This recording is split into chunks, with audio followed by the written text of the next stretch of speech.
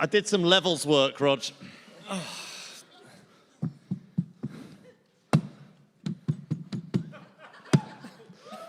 Live from the Wild Horse Saloon. We do a lot of our best work in saloons, Rog. In downtown Nashville, it's the Men in Blazers This Cup's For You World Cup Tour. Nashville, Tennessee, music city, hot chicken capital of the world.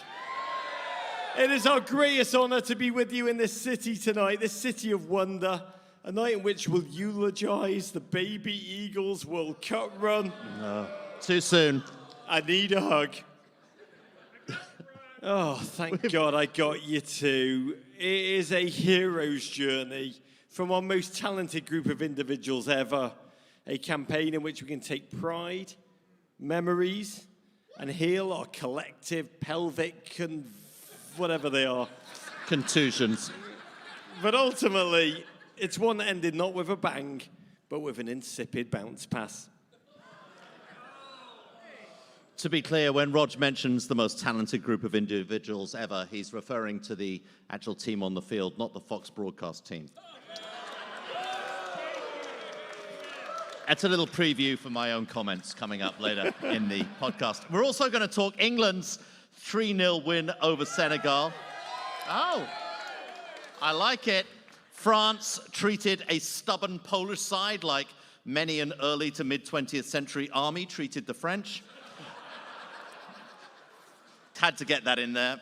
And Lionel Messi's inexorable march to greatness, and we're not alone. We are live right now on something called Twitch, Roger. Which means we have thousands of GFOPs from across the country joining us. Reading some comments, want to say hello to my son George, who's watching on the Twitch. Thank you. Shep9378 says, I'm wondering how many times from the end of the US Games until now, Rog has listened to Fast Car. Not enough is the answer. In addition to those joining us in the metaverse, we'll also be joined out here on stage by some very special Nashville guests of joy and wonder. We got Country King Chase Rice, who is proper Manchester City, and that Tasmanian devil of a Nashville SC midfielder, proper hard bastard, Dax McCarty. We had a great debate backstage, Dax and I, about where he ranks in terms of ginger footballers of all time. And he rejects that KDB is actually a ginger. He says it's only the beard, it's not the hair. He's putting himself up a few levels with that. But let's first raise a glass to this beautiful city, founded in the 1780s, Roger, out of a small frontier trading post called French Lick. Oh, French Lick. Which is something that also happens when you square off one-on-one with Mbappe. A city of indelible institutions, Vanderbilt, the Grand Ole Opry, Hatch Print Shop. Oh, the only Dolly Parton-themed rooftop bar in the entire world. I think that's actually a Ronaldo sculpture at the back there. Yeah. But the world would be a very different place if there were more Dolly Parton-themed rooftop bars. In that world, we would have beaten the Netherlands, Davey. The Netherlands, a city that contributes more to music in a single night than Rog did in his entire career as King Rog Rock. Which is probably lucky for the world, and God bless you, Cashville. Home to so many of the greatest musicians in musical history, Roger. Johnny Cash, Loretta Lynn, Jason Isbell. Also home to that sacred temples of poultry that are Prince's Hot Chicken and Hattie B's. Is it true that the B is for Berhalter? No, it's not true. I didn't think that would go down well. But I do love Prince's. I do. I love my chicken place to be named after the artist formerly known as. And this is the city that I've always believed understands food at just a different level. Yes, Goo Goo Clusters, Fruit Tea, Arnold's Meat and Three. Meat and Three, one of the most underutilized football formations out there. Meeting three is actually what England play every time Harry Maguire gets a start. Yeah, slab of meat and three. Bushwhackers, country ham and biscuits at Loveless. Some call this city the bachelorette party capital of America, which I believe will be soon, please God, transcended by it becoming known as one of the greatest, most exuberant soccer cultures that has been developed in the United States of America. Gotta say, we are blown away. I have been here for 2 days. It feels like I should be paying taxes here. I feel like I've been here for years. No state taxes. There aren't any. No state taxes. Really? Wow. Holy crap, America. But Nashville SC, going into its third season, you glorious boys in gold. Home to the greatest man bun on the US men's national team. Look at him. We were at Nashville Stadium today, and you could still faintly smell his cologne wafting over the terraces. And it was magnificent. Walker Zimmerman, that stealth, handsome, God-fearing Tower o' Power, Peach City PK. Yes, and Shaq Moore, our greatest sporting Shaq since that human cube, Jordan. He's much better than Jordan, David. Does he even look He was, broke? just by being born, he's better than Jordan Shaqiri. But Nashville, Jordan Shaqiri's brother's here tonight. Yeah. It's very nice. Nashville, our baby Eagles, may be out of the competition, but they live on in our hearts, in our minds, in our dreams. In your tears. In my traumas, and we are here to celebrate you and this incredible city, a city where dreams have become reality time and time again. In the words of the tragically hip, it can't be Nashville every night, but tonight it can be. And Lord Davo, we're both so bloody grateful for that. Yep. Lovely, Rog. I'm looking at my Twitch, comments flooding in. Das Hog says, this is very suboptimal indeed. Great, we're on brand. Okay, now we've got our ritual, Rog. This is one of our favorite parts of the show. Please rise, everybody, on your feet, Nashville. Hold up your ESPN signs. We're going to get a photograph. As Delia Smith would say, let's be having you, Nashville!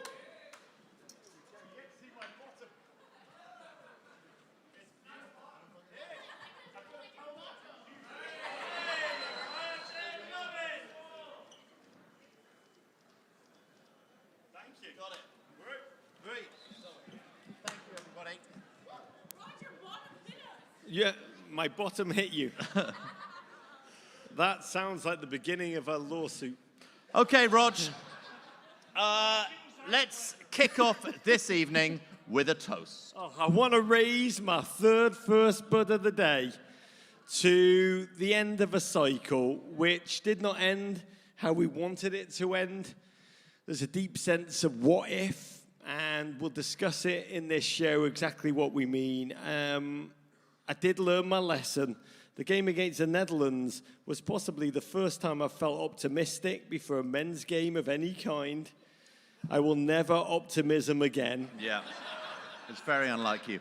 Very unlike you. One thing to think about is Matt Turner, a kid who watched the Algeria game in 2010 with his mates in his New Jersey basement, fell in love with a game he'd not taken seriously before, realized he had to commit himself to it. Look at him now, a true force of nature, an anthem-singing angel with wrists of steel. And so I think about all the young kids who have watched the games this cycle, who saw Christian score, and to be very clear, it did not hit him in the penis. Which means it did hit him in the penis. You were never more hitting the penis than when you say it didn't hit me in the penis. Yeah, definitely hitting the penis. But to return to the kids watching the game again, how many thousands of young kids will have seen our boys in this moment and committed themselves to the game, to the love, the hard work, the commitment, the sacrifice, the failure, the tenacity, the grind, the joy, all of which it takes to propel yourselves through the pyramid of football and pull on a US men's national team or a US women's national team jersey and represent our nation in World Cup play and do us proud. So I raise this to the future, to those poised to break through, to all those whose names we don't know yet and who will be representing us come 2026, to their hope, to their wonder, to their promise, and courage, America. Absolutely. Okay, Rog, we'll talk a lot about the US coming up with our guests, but let's get to today's action. The later game, England 3, Senegal 0. A relatively routine victory for England. What a surprise, given the occasion, against the Lions of Teranga. Goals from Jordan Henderson. We never doubted you, Hendo. Harry Kane and Bukayo Saka. They did the business here, Rod. Senegal was shorn of some of their big names, not only Mane, but Idrissa Gueye out with suspension. But you can only play who's in front of you. And England, frankly, played them off the park and move into the quarterfinals. A robust, dominant, clinical performance by England, who rode out a sluggish start, thanks to one incredible save from that strong, onanist, train wrist so steel, Jordan Pickford, parried Boulaye Dia, and went then propelled by a 19-year-old, Davo, Jude Bellingham, such a tender age, already the English midfield king, a player so ridiculously gifted. This is amazing that Birmingham City decided to retire his jersey number when he left them age 17, left them for Dortmund. Think about that, which is both so ludicrous and so right. And he remains a player, the rare player, to represent England without having played a minute in the Premier League. And here, after the Senegalese began with a robust hustle of an opening game, it was he who preoccupied their defence to such an extent they often collapsed on him and elected to leave Harry Kane and Phil Foden free. And in the 38th minute, this happened.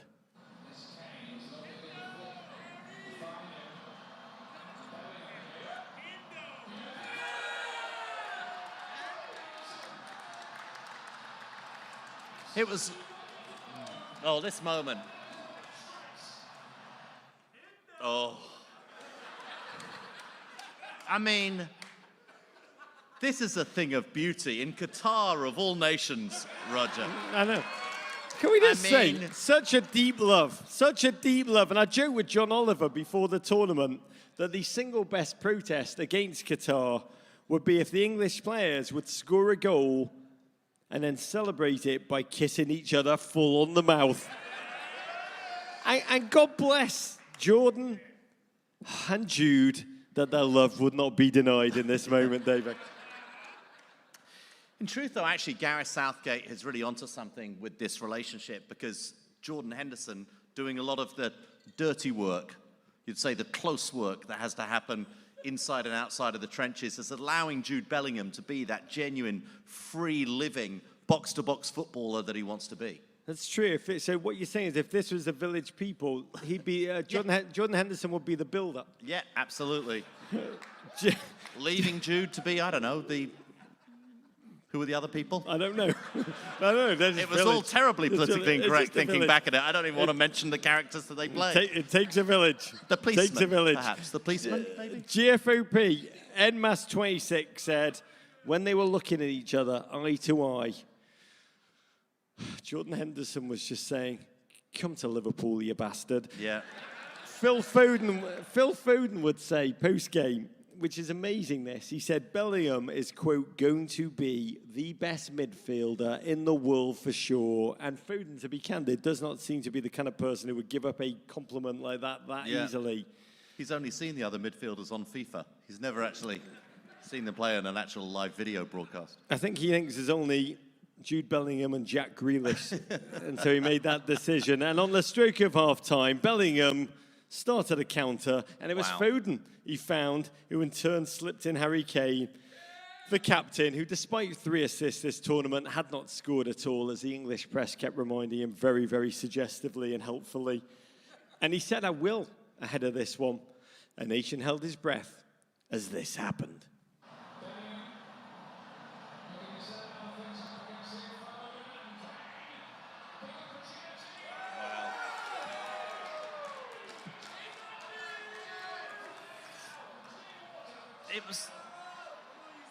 It was the way that Bellingham won the ball, though, just before that clip started. He won it with his head. He then controlled it and just glided past 3 Senegalese defenders with his right foot, made the pass with the left. A header, right foot, left foot, runs about 45 yards, 50 yards at that point. I mean, just phenomenal, phenomenal play. God, Harry Kane. Can we hear it for Harold Kane? Scored 7 goals with just 7 shots on target at the World Cup, which I just love. And you throw in the 4 goals he sprinkled in the Euros, and he just eclipsed Gary Lineker's record in major tournaments in an England jersey, which is an amazing achievement. Somehow he's still done it under the hype radar. We still don't think of Harold Kane as one of the true greats, which probably is why he keeps thriving, but is also a deep disservice to the man. And today, despite getting a severe kicking from Senegal, there was an assist for Phil Foden also, a player who's been a subject of so much talk ahead of this game, partially because the English fan base love his stun grenade-like play and have been hounding Gareth Southgate to play him, and probably more because tactically, in a national sensation of a debate, Britain is suffering from Brexit, austerity, there's a fuel deficit. It's a tough time there, but the biggest news story in the nation is about Phil Foden's resemblance to this cat.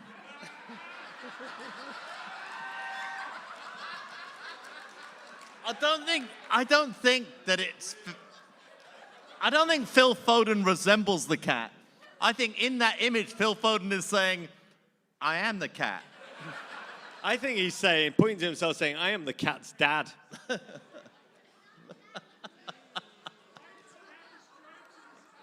This is the cat known across the land as Phil Foden.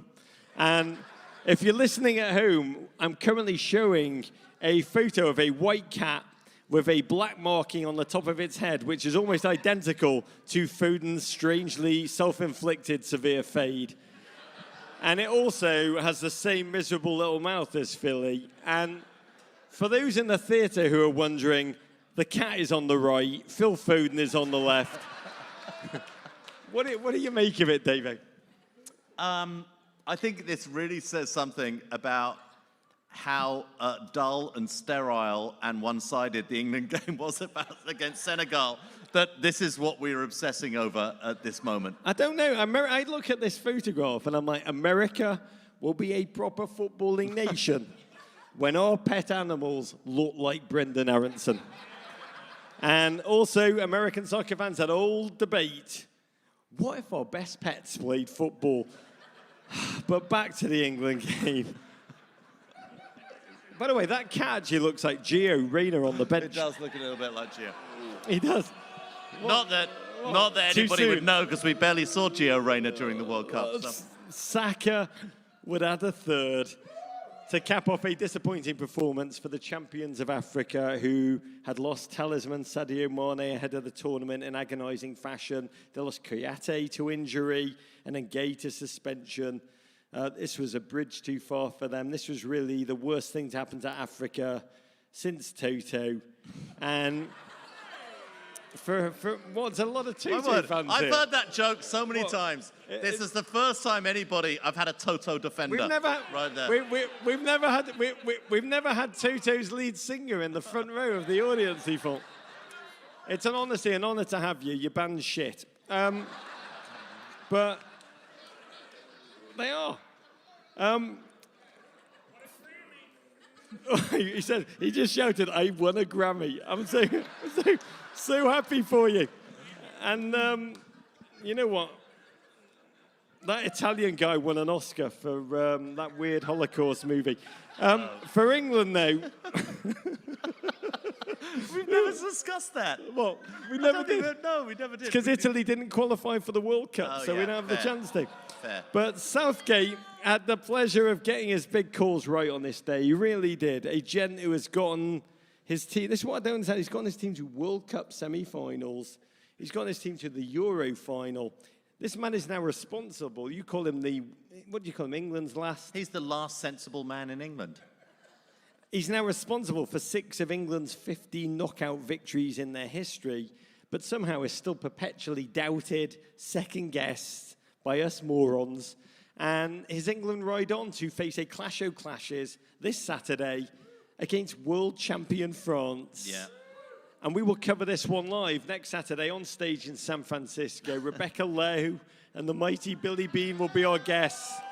And I can't wait, Davo, because today on our live stream, at Lauren Watching Soccer said, to find out how this game is going to go down, you only need to look at the Bayeux Tapestry. How are you feeling? Exactly. The Bayeux Tapestry, which depicts, if you've not been to Normandy and seen the Bayeux Tapestry, it depicts in this sort of wonderful sort of tapestry that goes all around the sort of the exterior of a wonderful, beautiful building.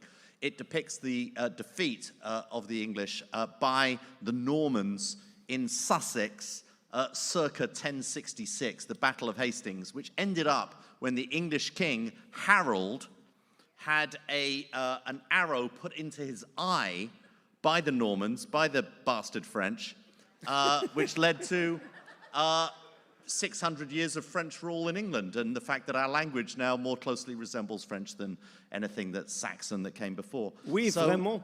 Yeah, I think if you're looking to the Bayeux Tapestry, I said to you before the game, Roger, I didn't really care about the game against Senegal, because frankly, I'd rather lose to Senegal than France in the next round.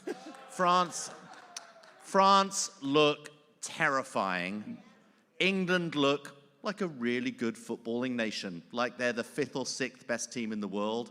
France look like the 1st or 2nd best team in the world right now, and wow, England are going to have to score a lot of goals, maybe 9 to beat them, I'd say. We always say that when two teams take the field in the World Cup play, their nations' histories take the field alongside them. And let's just say, this game, within 90 minutes, will relitigate the Breton War, 1076, the Vexin War, 1087, the Anglo-Norman War, 1105, the 100-Year War, which actually lasted 116 years. Yeah, some say it ended too quickly. A bit like added on time at this World Cup. Yeah. And more, which is a lot of history. But let's talk about France. Before we do, I just want to say from an English perspective, which I'm not English. But one piece of news, which I really find fascinating, is that this is the first World Cup, Davo, not to have a Gary take the field since 1982. It's interesting. The US had their first ever team without a single player from MLS taking the field. Yeah. But it's much more seismic that England had no Gary. Yeah. No Nigel. It's been a while. There's not been a Nigel since 1066, I don't think. Okay, Rog. France 3, Poland 1. A terrifyingly good France side, leave no doubt, against a tenacious, well-drilled Polish outfit who acquitted themselves quite Matty Cash well here, but a 44th minute goal from the frosted French tips of Olivier Giroud, 36-year-old Olivier Giroud, doing it for the old guys, and a Kylian Mbappe double. They see the Didier Deschamps all-star band march on to the sounds of La Marseillaise. Oh, defending champions against a team elated to make the knockout rounds for the first time since 1986. France had rested most of their starters in the last game. That 1-0 defeat to Tunisia. It took them a little time to purr, to find their rhythm. Poland gamer than they had been in the opening round. They created chances, aided at times, it should be said, Spurs fans, by Hugo Lloris, who did his reckless pass out of the back, leading to the heroic save thing. And I look at him, I'm like, dude is just like an arsonist that's joined the fire brigade. I mean, it's really an amazing thing to watch him. And then, thank you for your heroism. Anyway. French comedy is interesting, Rog. It doesn't work like, there is sort of a Gallic exceptionalism, and France doesn't really operate like the rest of the countries in Europe. Comedy doesn't quite work in France in the same way. If you think about classic French comedy, Monsieur Hulot's Holiday, you know, it's sort of physical, bizarre. They love Mr. Bean, they love things like that. And Lloris is just contributing to La Comédie Française. I love it. Yep, you know, Jerry Lee Lloris. Yeah, Jerry Lloris. Jerry Lee Lloris, that's his dad. Actually, watching him play, he could well be the son of Jerry Lee Lewis, couldn't he? In French, it's Lois. Then, on the stroke of half-time, there's some Arsenal banter-era striking legend, an Arsenal banter-era goalkeeper legend, Violence. Mbappe drew defenders, and Olivier Giroud, that member of French people's most beautiful. You would, wouldn't you? I would. I mean, he would, he has. But watching him finish with his meaty instep, it was incredible, Davo. In the entire history of France, and by the way, I'm even folding in like Asterix and Obelix time. I'll fold that into this crap. No man has scored more than him. 52 goals, surpassing Thierry Henry. Again, Olivier Giroud did not score in the last game. It became a joke. France won the World Cup. Their striker, Olivier Giroud, scored 0 points. And he wasn't meant to play much in this tournament until Benzema was injured. And I look at him, Davo, Olivier Giroud, and I wonder, who says you can't have it all? Yeah, twice the age of Jude Bellingham, 36 years old, still, I mean, whoa. I mean, what a good-looking man, 6'4", 200 pounds, like, whoa. He's lean, he's a perfect piece of French buff. And he can still knock it in the back of the net. You know, we say all the time, all the US needs to do is find a striker. We need to go into our old age homes and go into our modeling agencies for those senior models and the J. Crew ads. We'll find somebody who can put the ball in the back of the net. We need to look at our elders. We should play Fabio up front. Yeah, Fabio would be amazing. Oh, it'd be amazing. Poland, got to be said, were brave and game, but as they struggled and strained to get themselves back into it, France hit them on the perfect counter, finished in transition at high speed, and with the accuracy of an elite French épée-wielding swordsman by Kylian Mbappe twice. Let's just look at his first goal, because, I mean, we all need to make our nipples tingle tonight. Take it away.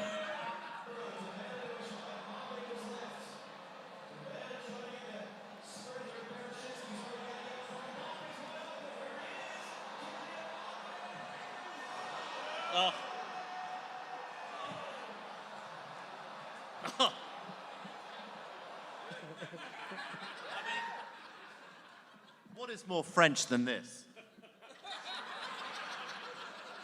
If he'd done it with like a cigarette in a holder while he was doing that, I would have been like, oh my God. I mean, 9 men's World Cup goals now for Kylian. Second in French history all time. 5th goal in this tournament alone. Golden Boot leader. And he's just 23. And it's astonishing to witness that level of ruthless clinicality at such an age. I mean, just look at them together, Giroud and Kylian, French Johnny and Baby. I love this Dirty Dancing remake, David. I mean, that is the difference between France and England, isn't it? We looked earlier at Jordan Henderson and Jude Bellingham, and we thought that was cute, that was romantic. The French are just like... I love it. By the way, and the Qataris are still chasing rainbows. Yeah. But... I mean, that's like, honestly, that is like a Michelangelo there. That is just, you look at the dude in the back with the moustache and the bald head with his camera. He may work for the Qatari authorities. I think that's, I mean, that actually looks like James Taylor, if I'm being honest. That's like Guernica up there. This is a beautiful, look, the Qataris in the background, they're blurred, but they're very confused by what they're seeing there. Keep chasing rainbows, boys. Don't look at that. But I will say that the little cat that was birthed shortly after this photograph was beautiful. Beautiful. Anyway, back to the football. We were told that the French had too many injuries. We were told that it's too hard to defend the title. French kissed right there, just like, whoa, just come right in for it. But England, yeah, they just call it kissing. They've dropped the French thing. It's just that they just call them fries there, which is mad. But how? That's grinder level. That's amazing. But England await, then possibly one of Spain, Portugal, Morocco, or Switzerland, or the United States in the semi-finals. And I must say, the French, Davo, they are looking incredible. Yeah, they're looking pretty good. Amazing, amazing, amazing stuff. Okay, Roger, now to the other side of the bracket. Games which were played yesterday, and we start with Goat Watch 2022. I think that is a Fox segment that we have. Lionel Messi's attempt to claim his first ever World Cup. Don't know if you'd heard, Rog, but he's never won a World Cup before. And yesterday, he lifted his Argentina to a 2-1 win over the mighty Australian Socceroos, who would not die. The highlight in this one, a goal from the man himself, and I'm not talking about Skippy the Kangaroo, one of those where he just passes it inexorably into the net, and it just looks so easy. Julian Alvarez would add a second before the Aussies pulled one back off the face of Argentina's Enzo Fernandez. Made it a little nervy down the stretch, but ultimately, Argentina marches on. Only the second knockout game in World Cup history to be played between two teams that begin with the letter A. And they both ended with it too, which really, I mean, etymologists must have just been absolutely creaming ahead of this. Australia, bless them. Not the most talented squad the beautiful nation has ever produced, but partially because they defended compactly and collectively with real purpose, and partially because Argentina honestly didn't ask much of them early. The tempo seemed slow, and Dundee United's Aziz Behich then felt cocky enough to get in Lionel Messi's face, and what they call in Australia, they call it sledging. He gave him a bit, Davo. Yeah, bants. If you ever do play Messi, do not do this. This is a huge mistake because it only served to bring out the fire in Lionel, and within minutes, the little man who's chasing history did this.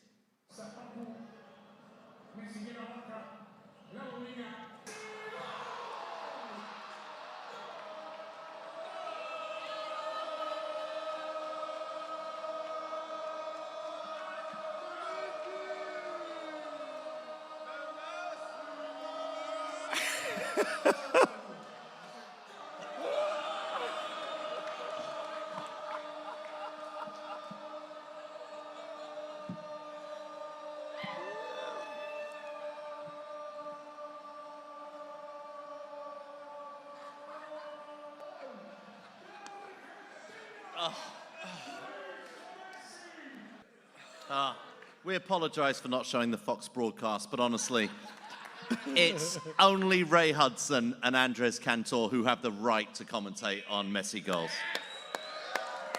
By the way, Andres Cantor has got like the lungs of a sperm whale. He really does. He really does. Yeah.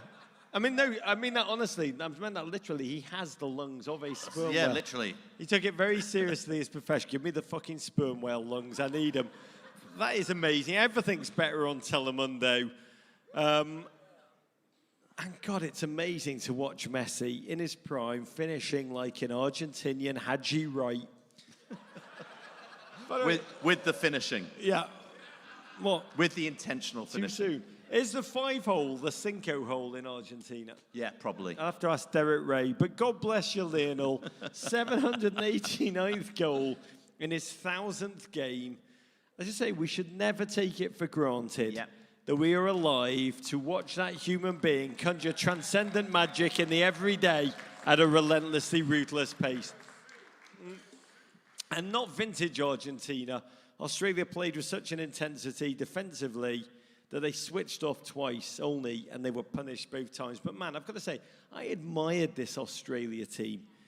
None of their starters play in a top 5 league. They dispatched the most brilliant protest video before the tournament, and they left with their heads held high, having played tenaciously all the way through. You've seen the footage of the celebrations across Australia. I mean, invest not in Bitcoin, but in the flair industry in Australia, Davo, and you will make a legit fortune, not a SBF fortune. And the way the thing that's fascinating about this Argentina team, the way they celebrate at the end of games, man, there's so much emotion, there's so much passion, post-match revelry. The only time I've seen it before, and this is slightly worrying if I'm being honest, is Brazil 2014. And we remember how that ended, a team who feel that they're a team of destiny, but God, it's so emotionally exhausting, and the pressure that it puts on you.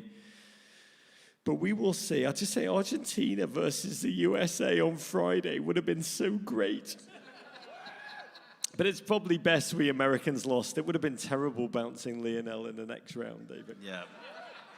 Yeah, would have been tough. It's amazing, Australia. We complain a lot in the US that soccer pales next to the NFL and college football in terms of attention from the major sports networks. But in Australia, that's the fourth most important code of football after Aussie rules, rugby league, and rugby union. I mean, Aussies just do not care about soccer. And they have really two making sports progress. they call soccer. They've got 3 sports they call football before football. They've got at least 2 they call soccer, right? It's very funny. It's the little thing the Socceroos go out in the field and play. It's called that sport for dickheads, is what we call it. Exactly.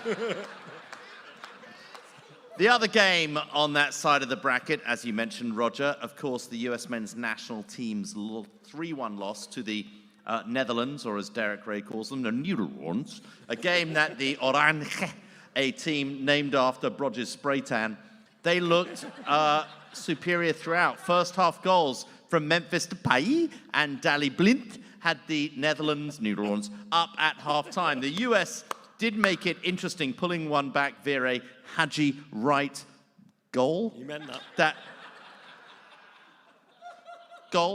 That was more of an F2 video, but a Dutch girl shortly thereafter from Denzel Dumfries killed it off and brings to an end a valiant campaign for the Baby Eagles.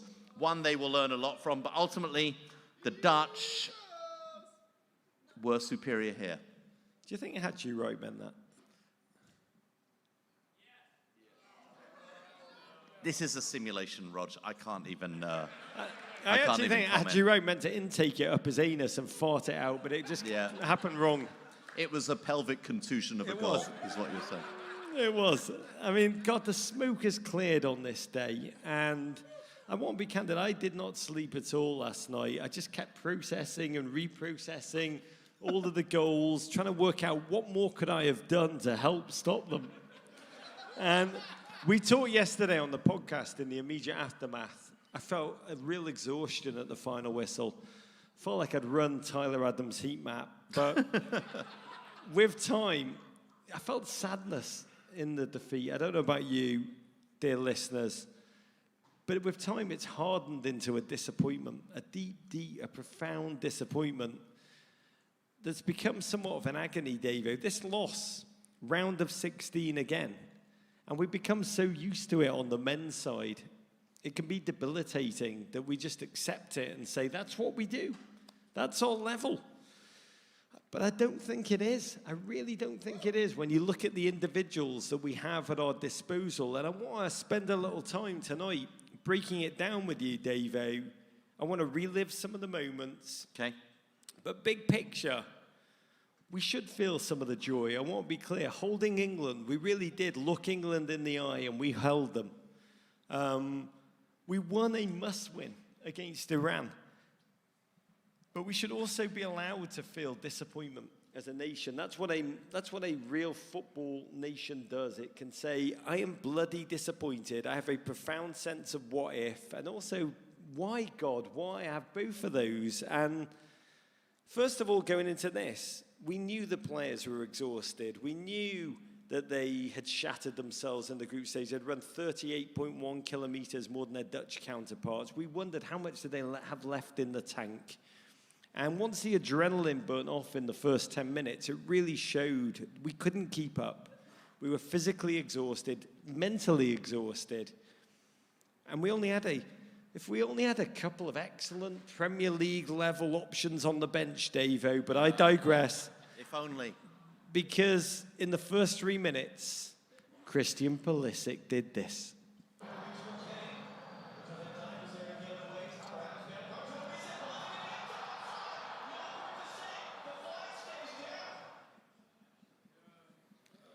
I mean, this is all a simulation. Free will is an illusion. And therefore, that happened. That was the only thing that could possibly have happened. But he didn't contact it the way he wanted to contact it, Rog. At GFOP, Colin B tweeted, "One nation, one pelvis." And God bless Christian. Remember America, dude was playing with one healthy chestnut. And when I think about that, I'm like, his whole bearing and balance must have been off. He must have been in that moment a bit like a diver who'd come up too quickly and got the bends. And by the way, it did not hit me in the penis will be our generation's ask not what your country can do for you. Ask what you can do for your country. But my question is, if that had gone in, Davo, would it have changed the game? Well, the very popular answer seems to be yes. What does Elon Musk say? Vox populi, vox dei. The voice of the people is the voice of God. But look, he didn't make it. It wasn't a straightforward chance. It was a chance that we hope that our Captain America, not the actual captain, would make. But he didn't. And the fact remains for this US men's national team, and I think this is why I love Landon Donovan on the broadcast so much, because there is one person speaking sense on the Fox broadcasts, and that is Landon Donovan, who's been amazing the entire time. Through 4 games, the US men's national team managed to score 3 goals. The challenge for the US over the next 3.5 years before World Cup 2026, where the US are going to be one of the favorites, this is the end of the US being underdogs going into a major tournament like this. The US have got to figure out a way to score more goals. England, a team who the US played toe-to-toe, like even, on parity, have scored 12 goals and conceded 2 during the same number of games, 4 games. The US scored 3, conceded 4. You're going to get eliminated in a tournament like the last 16. It isn't just this one moment. It is the entire system, the entire level of things that are leading, the lack of striker, the lack of set-piece play, the exhaustion of these players because there isn't enough depth on that team, there wasn't enough rotation. It is a number of things that led to this, many of them avoidable, including leaving your best players on the bench. The French have figured a way to put Antoine Griezmann and move him to midfield because he's one of the best 11 players on that French team and you better bloody play him. That has not happened in the US team. We did not put our best 11 players on the field, and we didn't score enough goals. We could have played Zach Steffen at striker, is what Davo's saying. Could have. But then this happened.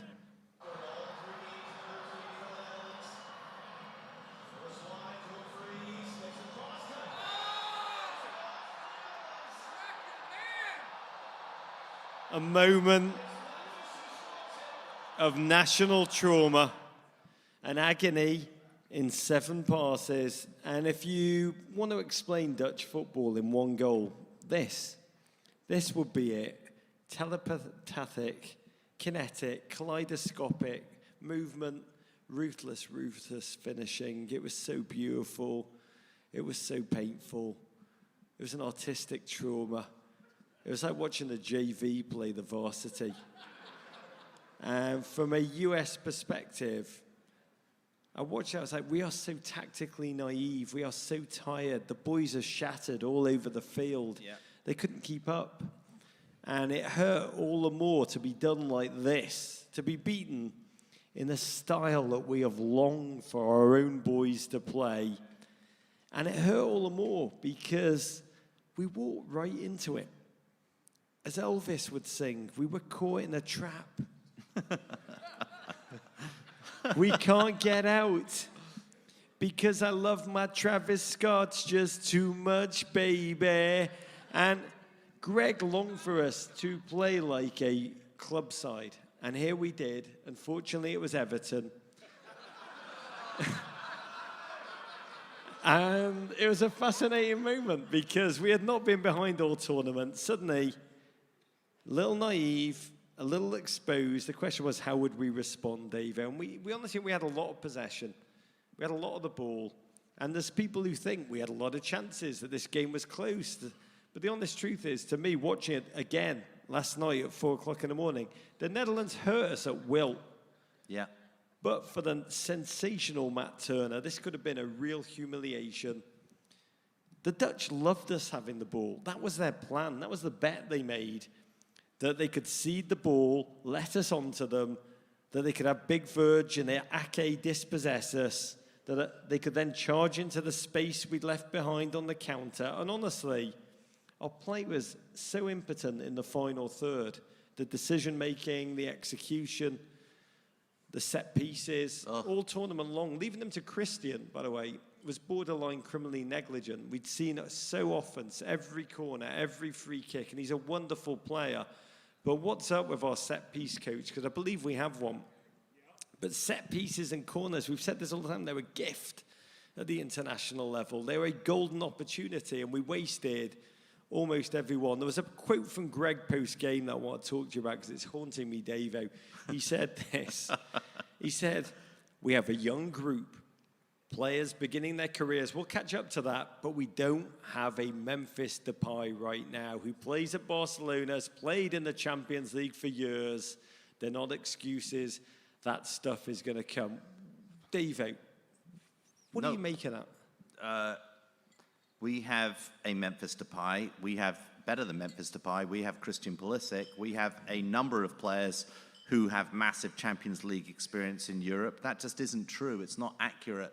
And it's this underdog, this claiming of underdog status the whole time, which it's just done. This is not where the US are going to be moving forward. And we have to expect more, and we've got to expect more from our management. I've got to say, when he says we don't have players in the Champions League, I wonder if, in fairness to him, he may have meant the CONCACAF Champions League. Oh, yeah, fair. He may have meant that. That's true. There aren't enough players. Walker played a little bit. You think he didn't have the Paramount Plus password, He didn't have the Paramount Plus account. That is fair enough. He didn't have his Paramount Plus password. He didn't get the discount. We offered a discount through MIB. He really could have used it, but we should send it to him. I've got to say, we have Gio, we have Weston, we have Brendan. They've all played in the Champions League. Memphis Depay's played 29 Champions League games. Hercules Gomez tweeted this out tonight. Memphis Depay, 29 Champions League games. Pulisic has 47 in the last couple of years. And by the way, he's actually won the damn thing. And I'll also say all have so much less baggage than Memphis, who's frittered away every chance at the spotlight. And that is what kills me. We do have the bloody talent. We cannot make that case anymore. We have the talent. We have the experience. And big picture, I mean, our players were shattered. MMA were ground into a pulp. They couldn't pick up defensive runners. At CT Fitzpatrick said, US men's national team defensive marking more absent than Fox's coverage of Qatar's human rights abuses. Wow. But their falconry coverage is very good. Falconry coverage has Excellent. been top level. I mean, there's rarely been better falconry coverage in international television. Look, I don't want to in any way equate the US men's national team performance with Fox's coverage of this World Cup. But, yeah, I think that's fair. Our strikers, impotent. We needed a Rose Lavelle, someone who could step up in a big moment and drop the hammer. And we got a lot of Rosie O'Donnell. We had no impact player up top for sure. I mean, all of it, the Pifot, the Ricardo Pepi, the Haji Wright selection, the Jesus Ferreira selection, a raw, young, unconfident man who had not scored since September, swallowed whole with the nation watching. I felt for him, I really did. Yeah, you're lacking form, Jesus, so we're going to send you out there against Virgil van Dijk and Nathan Ake in your first World Cup game ever. I think Greg is a lovely guy. I think he's built an incredible culture in this US squad. They really are. They love each other again. Guys who love being around each other. He has recruited genuine talent for our nation. But I also think his obsession with system, that's a club coach thing. Bringing on Gio Reyna in that second half in a 2-0 hole. How good did we look then, briefly? The Dutch defenders, in the first half, they confidently played out the back. In the second half, they were just clearing it in panic, hoofing it away, and they couldn't shut the game down. Gio Reyna hurt them, and it made me weep watching again that 20 minutes in the second half. And I realized we need a manager who knows that club football is club football, identifying talent. But international football is about knowing who your best minds are, your best bodies, finding the best system around them. I think we went down in this tournament because Greg prioritized his system, his idea, over the talent of his immensely talented players. And that's honestly what's most haunting. That's what leaves us with what could have been. And this was the last we saw of Greg in action. 94th minute, with the US still giving their all. It's time for him to play the hits one last time.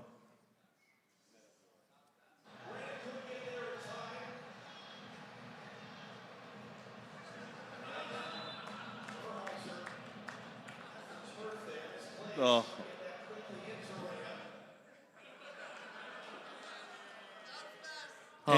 It ends not with a bang, but with a bounce pass. And I think Henrik Ibsen once said, a bounce pass is worth 1,000 words. By the way, the fact that he threw it to Gio was just like too precious. Gio was like...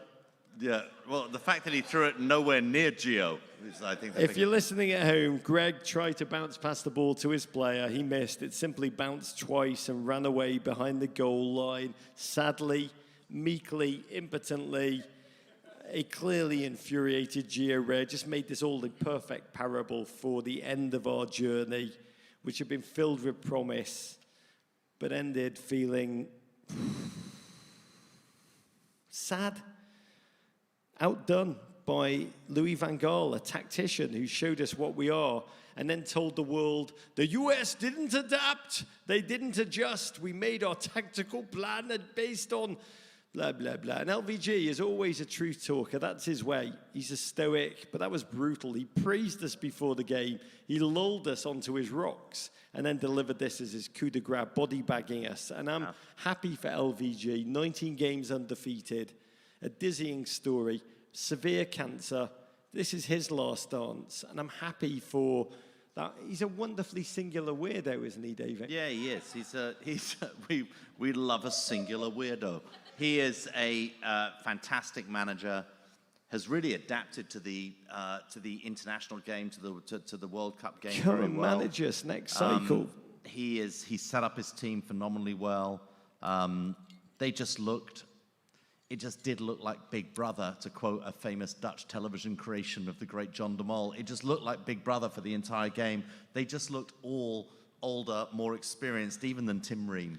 It was a Tim phenomenal Ream, we are your performance. daddies. But the Netherlands will face Argentina on Friday. It will be magnificent. But for now, we go out in the round of 16 for the third straight World Cup appearance in the men's side. Davo, more. We can aspire to more. We are more than the 16th best team on the men's side in the world with this squad on. We should expect more with this talent, with this ability, with this young squad. I mean, what do we need? We need someone who can inspire and guide and mentor our young, raw golden nuggets to fulfill their potential. What do you feel is missing? Look, the US finished this World Cup as a mid-table World Cup team. Perhaps at the upper end of the mid-table, but a mid-table World Cup team. One win, a couple of draws and a loss, 3 goals for, 4 goals against. That puts you mid-table. And for the US to go into the next World Cup, which they should do with the emergence of these players, with so many of these players reaching their peak age from footballing terms, for them to go in as favorite, there's a lot they need to do. They need to find a striker. They need to work on set pieces. They need to find competition. And this is one of the hardest things for them, is to find competition. They got to find teams to play. This is a shortened 3.5 years towards the next World Cup. Almost every international date in the club calendar is filled with Nations League, Euro qualification, World Cup qualification. The US aren't even going to have World Cup qualification in CONCACAF. We're not even going to Trinidad and Tobago and Antigua and Barbuda. They're going to be coming to cities like Nashville, the players, and just asking you, the fans, to throw bags of piss at them. There's nothing. They've got to find people to play. And the most important of all, we've got to establish and fast who is going to be the coach of this US men's national team moving forward. Somebody over there wants it to be Toto. we've got to get ourselves into better tournaments. We've got to get ourselves anything we can beg and borrow or bribe our way into, starting with a 2024 Copa. We've got to hire a coach. Although I like the idea of going into the Euros. They could probably buy their way into the Euros. It's just UEFA. They'll take the money. Yep. We've got to hire a coach that takes us out of our comfort zone. You think of Jurgen Klinsmann. He kind of like damaged us traumatically. He's like the one big bust. We got a big name manager. He almost conned Sunil Gulati as like a grifter. But the fact that that happened should not stop us from going for the biggest bloody name possible. We need a coach that leads this young team that they believe in, that they know has been there before. And like we need this kind of Ancelotti, that kind of a figure that they look at as like, this man knows what he's talking about. Greg is a wonderful man. He is still so young himself, still working out his own coaching reality. We need a real leader. Because I've got to say, this team, man, Christian Pulisic, that goal against Iran. Beautiful. Tyler Adams, his performance throughout. On the field, American Kante. Off the field, that press conference, that intelligence, that calm, that humility. I will never forget that. I will never forget that. I can't think of a politician who would handle a situation like that with such intelligence and bloody grace. I will not forget that. Just so I won't forget Tim Weah's goal. I won't forget Anthony Robinson hugging the Iranian players he just defeated. Again, a show of American humility and glory, which is the wonder of this side. They unify us in the most noble and emboldening and enriching way. And the potential of Gio, of Eunice, and Brendan, and more to come. And by the way, Weston. I wouldn't be surprised if Balogun is learning the words to our national anthem right as we speak so that he can ride with us. Because for a footballer, they have agents like money, and the commercial opportunity to play on a team in America when it's a World Cup in the United States are infinite. I'll say this, our dreams are not misplaced. This talent-soaked group has made us dream. They made us feel what's possible in 2026 when the World Cup comes to the USA, Canada, and Mexico. But also, what happened yesterday was a sobering reminder of what it will take against a tactically cohesive, world-class outfit. And I want to finish with two quotes. One from the great Ralph Ellison, who said, in The Invisible Man, life is to be lived, not controlled, and humanity is won by continuing to play in face of certain defeat. And that's true in football and in life. And the second quote is from a GFOP at Jake Hookey, who at the final whistle tweeted to me, cheer up, Rog Bennett. Yes, we lost today, but there's still 23 Everton matches to enjoy this season. Yeah.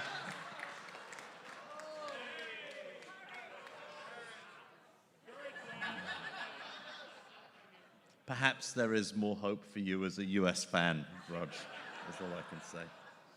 Okay, Rog, we're going to stay on the US men's national team cause. We're going to not end this now that the World Cup for the US is over. We're going to stay on US soccer in terms of who they're going to put in as manager. We're going to follow the US. We're going to make sure that people are showing up to these friendlies. David, it's your point. That's bloody important, right? Yes, we've got to stay on this. We can't now go to sleep until the next World Cup. We've got to stay on this, all of us. We've got to stay on this as fans. We've got to hold US soccer accountable. We've got to follow this team, and we've got to ask a lot as fans. We can't just sit this out for the next 3.5 years. We've got to stay on it.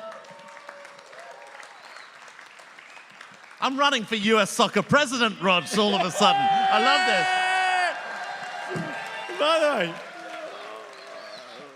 well, that's amazing. We can make so much Quiz money. shows and US soccer. I love this. This is all I'm doing. I can't wait till you're on 60 Minutes and they interview you and they say, just how did you get that apartment for cats, Dave? Yes. And now for the final question. I love it. Very good. Okay, the next guest. Cheer me up. Here we go. We need to be cheered up. I know exactly the person, Rog. Our first guest once told us that before games in the locker room, he likes to prepare by imagining he's on the prairie, a lion searching for prey. His mental game is unrivaled, which helps explain why he's collected the third most appearances in MLS history. Now heading into his 18th season, his Jude Bellingham season, Rog, an MLS career that can vote. He's a fist of a man, a ginger ninja, a tenacious midfielder, an ankle biter, a crown prince, a loquacious jester, a doting father, Nashville SC's captain, and highest praise of all, our friend, Roger. Please be upstanding for Dax McCarty.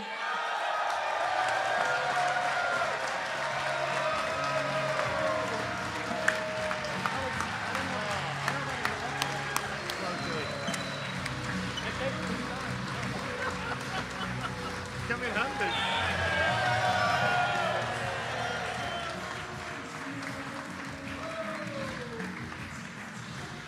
Clean that off for me? You're a sweetheart.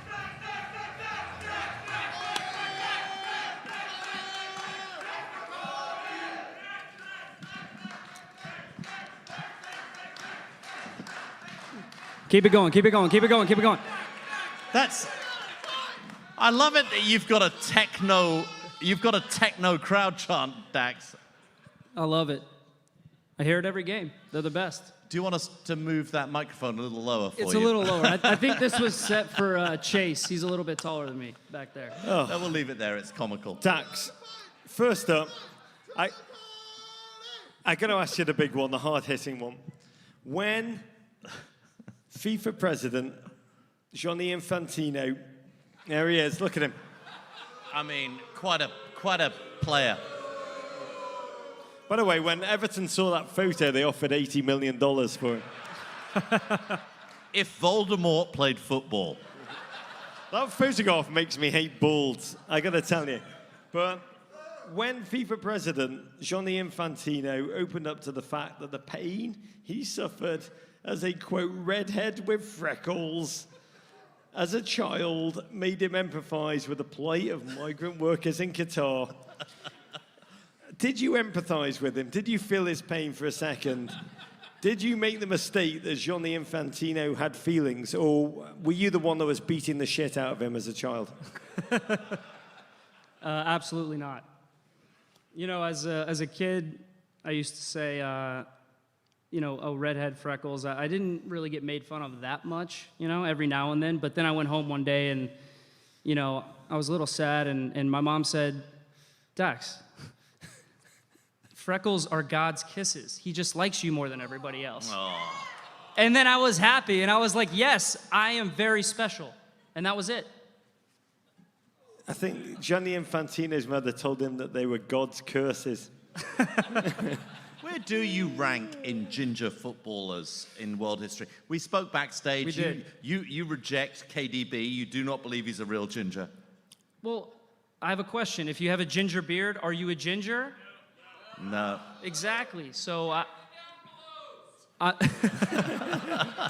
Sorry, we don't call them down belows in football. We call them pelvic contusions. Yeah. I'm at least top 7. I like it. Yeah. I like it. Okay, Dax, we want to get into this U.S. men's national team World Cup campaign a little bit here. Not to open up old wounds for everyone here, especially Rog, but we've got to ask, what were the Dax McCarty top-line takeaways from this U.S. World Cup campaign? The stuff that you'll say to us on stage, not just the stuff you said to us backstage. Oh, man. That was after 2 Bud Heavies. Exactly. I don't admit to any of that. Well, first of all, I think we can all agree the guys, they made us proud to, rep the crest again, right? Absolutely. I mean, I'm wearing this jacket, as a homage to my U.S. guys. I actually, before I get into my takeaways from the World Cup, I have a little surprise for Raj. Oh. I was going through my closet. I was trying to figure out, what am I going to wear on stage to this glorious event and this amazing occasion. And I figured I would have to wear something U.S. soccer related, obviously, to show my pride in how the boys played and how well they did. And then I came across something that, is just too special to pass up. And it's something that I think you'll recognize as, a great American, someone who epitomizes that U.S. spirit, and I think one of your favorite humans of all time.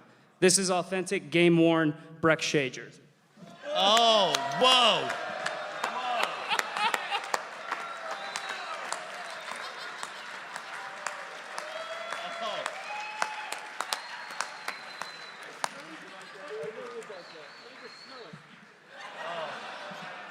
Oh.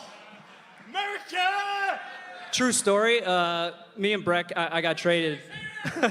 I got traded from Dallas to DC United. Nobody remembers that stint I had in DC because it was like 2 minutes. But me and Breck traded after the game, and it was a lovely moment. And I didn't wash this, so. God, did you smell that? I did. It smelled of like. It smelled of Kalashnikov bullets and hemp, and it was magnificent. Oh, God, I'm ready to go. I can give you 90 minutes again right now.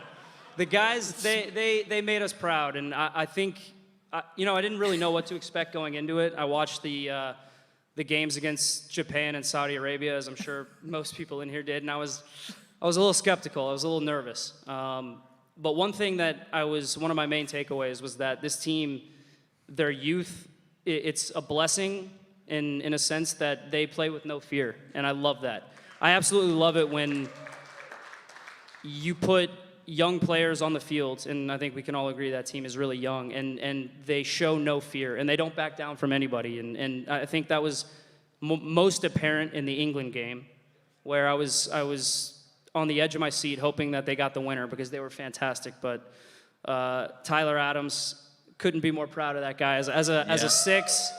There's a clip on the social medias. It's like an older English gentleman, and I think he's talking about Aaron Wan-Bissaka, and he's trying to talk about him, and he's getting emotional, and the interviewer's like, "Come on, you can get it out," and he goes, "He just wins the ball so much."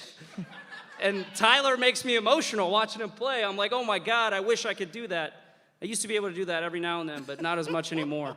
But Tyler he was fantastic. I thought Christian Pulisic was great.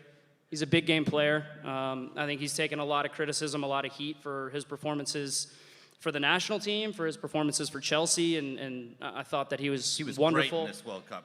And then, my other takeaway is not anything that's going to be different than what other people think, but, the lack of a goal-scoring, dangerous number 9 is something that was pretty glaring and something that I think we need to address before the next cycle. We need to find an old guy. We need to find an Olivier Giroud. That guy, he's so good. He's a year older than you, Dax. He's so good-looking. He is.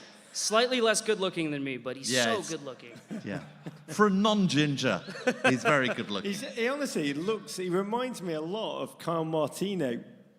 If Carl was good at football. Wow, you're going to get a text tonight. Carl, I love you. God. Yeah. It's actually quite a good idea. Release Kyle, get him on the team again. Dax, we're going to ask you about one of your former teammates. A gent who has really broken out this season in the Premier League, even more at the World Cup. You've talked about him a little bit there. Talking about my mate, Tyler Adams, the one true heat map Jesus, who covered nearly a marathon's worth of mileage during the group stage. And when he wasn't shutting down opposing attackers, he was gracefully dominating Iranian state-sponsored bastard journalists. And you were... By the way, I do think being on a podcast with me, an arsehole asking him awkward questions, trained him for that moment. He was like, "You're Iranian." He'd rather knobhead." face the Iranian journalists. He's like, "You're nothing." Yeah. He's like, "You're nothing." I realize I'm like awful Mr. Miyagi for Tyler Adams. He's like, "I've dealt with that prick Roger for 10 months. You're nothing. You're nothing." But I digress. He was graceful. He was dominating. You were at the New York Red Bulls when Tyler broke through as a 15-year-old kid. Can you tell us, back then, did you know there was something special about him from the outset? Yeah, he had a scary amount of focus and drive for a 15-year-old. I actually didn't believe it the first time I saw him train, and I had to keep asking our coaches. I kept asking Jesse, like, "This kid's really 15?" Like, no way. Just a tremendous guy, and he's really level-headed. I think, you've mentioned it before, how he handled the press conference before the Iran game. I mean, if I was asked that question in that way, in such a condescending manner, I would have struggled. I would have struggled to handle it with that much grit and I mean, that was incredible. And then, you know, the way that he plays, it's just inspiring, man. I mean, he's almost like an extra guy on the field. He's almost like a 12th man because he covers so much ground. I think he's grown a lot since he's been at Leeds. And, you know, the one thing I'll say about him is that when I was really young, I was 22 or 23 years old, and I was made captain at DC United. And it was too much for me. It was too much, too fast. I was focusing too much on, you know, trying to be this great leader and making sure everyone else was doing what they needed to do. And I didn't focus enough on myself. And I look at Tyler, and I'm like, he's the same age I was, playing in a World Cup, representing our country. And by the way, the World Cup where we failed to qualify in 2018, and he's got the weight of the world on his shoulders. And you can just tell that he's such a leader by example, and everybody on the team follows his direction, right? The way that he talks, the way that he interacts with his teammates, the way that he carries himself. Again, it's not reminiscent of a guy who's 23 years old. It's impressive. Well, he was voted by the team to go and be their leader. Amazing stuff. You would have probably, if that had happened, you would have been probably less graceful, but you would have answered in Farsi, wouldn't you? Yeah. Yeah. Absolutely. Didn't he punch someone in the Red Bull locker room really early? I will say that it wasn't a punch. It was a Greco-Roman wrestling move, and it was very impressive. But the guy deserved it. I won't name names, Felipe, but yeah, he did deserve it. It was Bradley Wright Phillips. It wasn't. It was Thierry Henry. Go on, David. It wasn't. From one of your former teammates to one of your current teammates, Walker Zimmerman. Woo! Thanks. Walker Zimmerman! He acquitted himself superbly during this World Cup. Yes, the man bun on man bun violence, Gareth Bale penalty was not his finest moment. We've discussed that. But that was just payback for all the Philadelphia Union fans out there. But he did help pitch a shutout against England, and despite that, seemed willing to sacrifice his role for the good of the team in the Iran game when Greg sat him for Cameron Carter-Vickers. A really selfless moment for him. You play with this man week in and week out. What is the rest of American soccer finding out now about Walker that you could have told them long ago? Oh, man. Well, as we've seen... I mean, this is the most homoerotic show in the history of Men in Blazers. Can I tell you, if you're really... What does America not know about him? Well, he's got a lovely caress, as you can see there. I think he was actually touching my love handles there. I was not happy. I mean, he's it's funny because he's you see him on the field and he's very aggressive. He's very emotional. He wears his heart on his sleeve, but he's actually a really calm, genuinely chill guy. And you know, he's a man mountain, so that's kind of, you know, interesting to think about him. But the way that he likes to unwind is he likes to play board games. Whoa. And he's super chill. What is he, a Scrabble guy, a Monopoly guy? I think he's a Catan guy. Oh, yeah, Catan. I think he's a big Catan. Any Catan fans out there? Sounds like it. Yeah. I think he's a big Catan guy, and it's funny because he's super. That's how he likes to unwind. But then once you get him in a game, he is literally a sociopath. He's crazy, accusing you of cheating, wanting to win every single battle and every whatever happens in Catan, wanting to settle places. You know, I don't play Catan. I apologize, guys. I'm sorry. Okay, I'll start. My bad.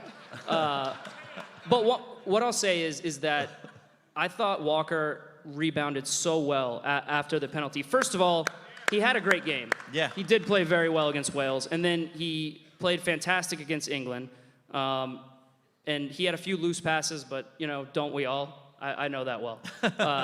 And then the way, I will say how selfless he is, the way that he reacted to being benched and then coming in and essentially being an extra man, 2 men on the back line. It was funny because every time I was watching the game and every time Iran played a long ball, I was like laughing, like, yeah, okay, Walker's going to win that easily. And he won literally every single header that came into his orbit. You know what I mean? And it's a guy that just has such a selfless energy about him. And the fact that he made himself so valuable in World Cup qualifying, and the fact that he was able to start 3 games in a World Cup and represent Nashville SC so well is, I think it's a credit to him. And Tim Ream, a guy you know well as well. What will Walker have gained from playing with Tim Ream? Well, I think when Greg was trying to put the roster together, he was like, I've never seen 2 man buns in the same back line. So I have to try this out. I think this is going to be very important. I think this is going to be great for chemistry. By the way, you're laughing. You think he's joking. I'm not joking. That's that's fact. You can report that. Tim Ream, by the way, shout out to the old guy. Huh? Please. I thought after his start that he had with Fulham, I thought to myself, there's no way Greg can't call this guy in. And sure enough, he did. And then when he started every single game, I thought he was one of the U.S.'s best players. And I still, it goes to show you, right? Like, I'll get a little serious on you for a second, but it goes to show you that he's playing in the Premier League. He would be probably considered undersized and not very fast for a Premier League center back. And he thinks about the game so well. His positioning, his tactical knowledge, knows where to be, knows how to position himself so he doesn't get caught out of position, right? Like, I still think there's value in that. Yeah, it's worth 0.5 miles per hour. It's worth another 2 miles per game. It's worth a lot. And I think kind of knowing. I think it's fun, right? As a fan, and as a fan in the game now, right? You have all this new technology, right? Players wear GPS data. It tracks how fast they run, how much they run. Tracks literally every little thing, but it can't track what's going on up here, right? And like, that's me as like the old man saying, "Get off my lawn!" Like, you can't track this. What's going on up here, right? I'm just trying to hang on as long as I can, guys. All right, that's all I've got anymore. Yeah. By the way, so you for guys me, you guys need to chant that to MC Hammer's MC Hammer's song next season. Can't track this whenever he touches the ball. Yeah, can't track this. Can't track this. One more year. I love it. Tim- Can't track this. Tim inspired me to try to keep going as long as I possibly can. And you know what? That left foot is so sweet, man. Yeah. I wish I had a left foot like that. Can we get back to that photo? Is that possible of Walker and Dax? Because I got to say, if you saw those two staggering out of a bar on Broadway at about 3 in the morning, you would steer clear of those mofos. By the way, I don't like to critique your tactical positioning, but you need to jump into around and wrap your legs around his waist to become a world-class football player. Do you know what I'm doing here, actually? I'm adjusting the armband because when I don't play or when I don't start, it goes on Walker, and he's got a significantly bigger bicep than me. I need to get in the gym more. I think Qatari security are about to rush in from stage right. It's rainbow-like. Yeah. Oh, God. By the way, as we've touched upon, we are sitting up here. We are satisfied not at all with this knockout round performance. But the truth is, with a group this good, we do want more. And I want to know, Dax, you have played for the United States a lot. You know this game so bloody well, the American game. I love listening to how you think about it from the inside. What do you think US soccer needs to do to make sure that in 3.5 years' time it is, when the tournament is here on American soil, that we aren't just congratulating ourselves about a knockout round appearance and a round of 16 exit? What is it? Is it a coaching change, a change of playing style? If Dax McCarty was czar of US football, what would you do? I would search far and wide for a number 9. Honestly, man, I think that we have such a good platform, and I was regrettably, down in Cuba in 2017 when we failed to qualify, and it was a blessing and a curse, right? Because it was one of the worst moments of my life, my career. Even though I didn't play, I still felt a part of it, right? I was a part of the team, and it felt like you let down your whole country. But then it was also a reset. It was a reset because we saw, the first or second youngest team go out and perform admirably in a World Cup, right? And so those guys that are going to be key cornerstone players of our team need to continue to progress. What I would like to see personally from a player standpoint is I would like to see those players, those big-time players that we have, guys like Tyler, guys like Weston, guys like Christian, maybe Ricardo Pepi, right? I would like to see these guys become not just players, playing every now and then in the Europa League or in the Champions League. I want to see them take that next step to be, talked about as indispensable, guys that can't come off the field, guys that play game in, game out, not just, once every 2 games or once every 3 games or, subbing off the bench every now and then. Once they take that next step and they're consistently getting those important, valuable minutes, they are going to be even better than they are now.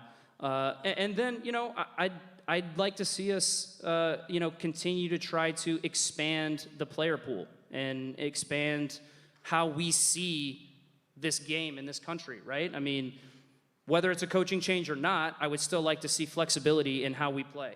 To me, how you have to coach in international soccer is you have to try to bring out the strengths of your best players. You know what I mean? That for me is a non-negotiable. So whether that's Greg or whether that's a new coach, let's try to make sure that we, first of all, identify our best players, no matter where they come from, no matter what their heritage is, which I think we've done a better job of in the past. But then how do we get them to take the next step? How do we get them in the program? How do we get high-level games, which you guys hit on earlier? Yeah. Can we play in the Copa America? Can we play high-level teams in Europe constantly? Can we play high-level teams in South America?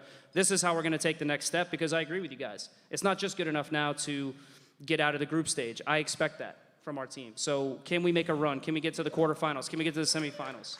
I think that 2026 is going to be a seminal moment for soccer in this country, because if our men's team does well, that's just another, feather in the cap of soccer continually being able to grow.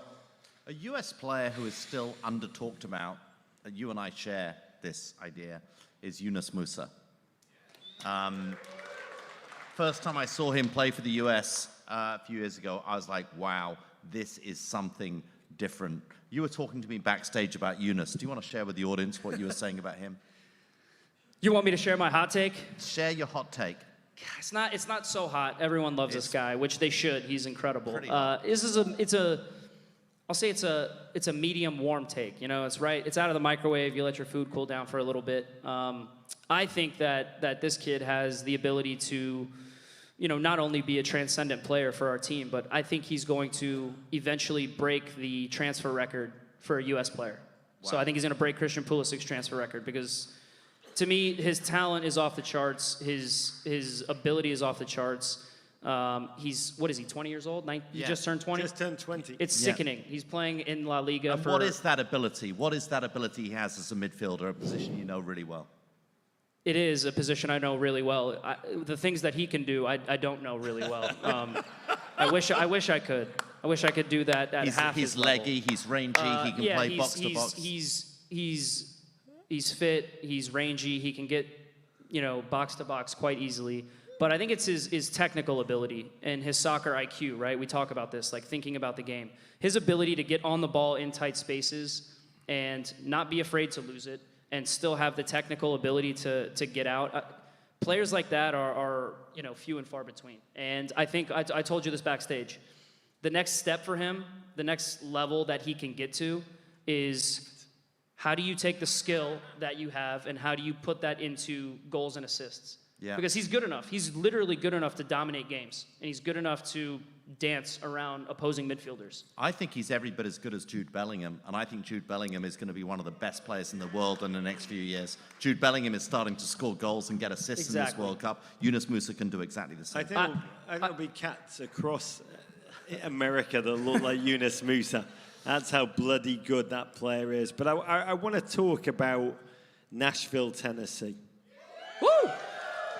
And Nashville SC General Manager Mike Jacobs once said, Dax McCarty's been in more locker rooms than most equipment managers. And you've been in an incredible array of cities. You arrived here back in 2019. I remember texting you when you got the move, and I was like, you said, I don't know much about the city. I'd just been here. I was like, it's amazing. It's amazing. And I know from your time here, you've lived that, you've experienced that on the field and off it with your family. You came here, in your time here, the team have moved to the largest soccer-specific stadium, Geodis Park. Wow, beautiful place. We were there. It's incredible without a crowd, but with a delirious crowd of 30,109. You can watch your team week in, week out, 23,000 season ticket holders. It's amazing. Supporters groups, the Roadies, La Brigado de Oro, the mixtape, who reflect the diversity of this incredible city. And I'm fascinated. Talk about this atmosphere. You played in many places. How does this stack up? What makes this magical city and its football culture singular? I was talking to my wife before we came here, and I've played in some. She's here, by the way, in the crowd. What's up, girl?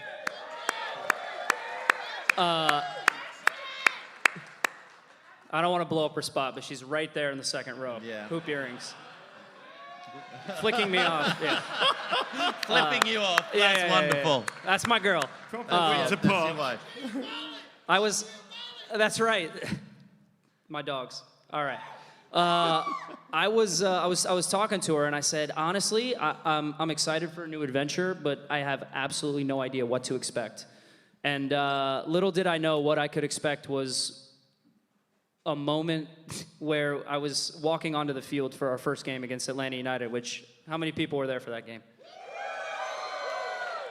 I mean, 65, 70,000 people at Nissan Stadium. And, you know, I still wake up every morning and just love this game. But walking out onto the field, there's not many moments where you just get butterflies in your stomach and you're legitimately nervous to play a soccer game. And I knew at that moment right there that this was the best place that I could be, because the expectation may have been a little bit lower than what it should have been, but it completely blew me out of the water. And what I'll say is not only are our fans passionate, but they're knowledgeable and they hold you accountable, and you know they expect success. That's great. Sometimes it can be an expansion team comes in, they're not expected to do very well.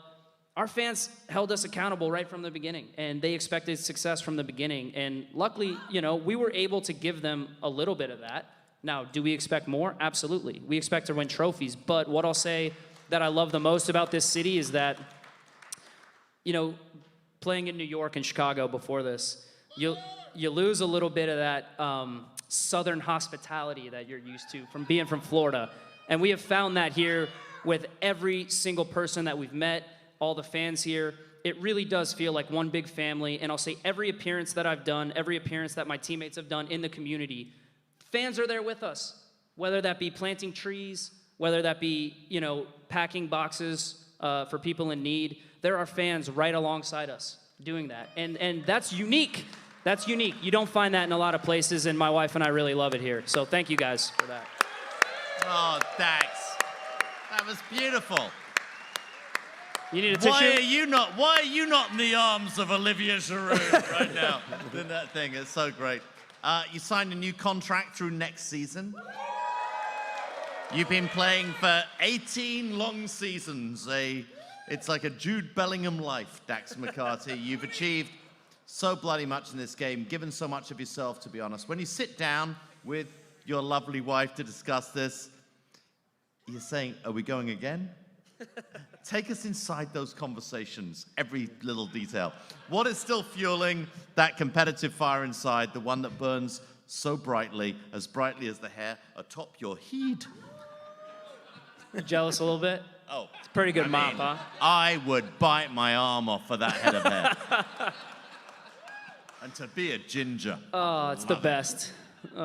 Man, what keeps me going, honestly?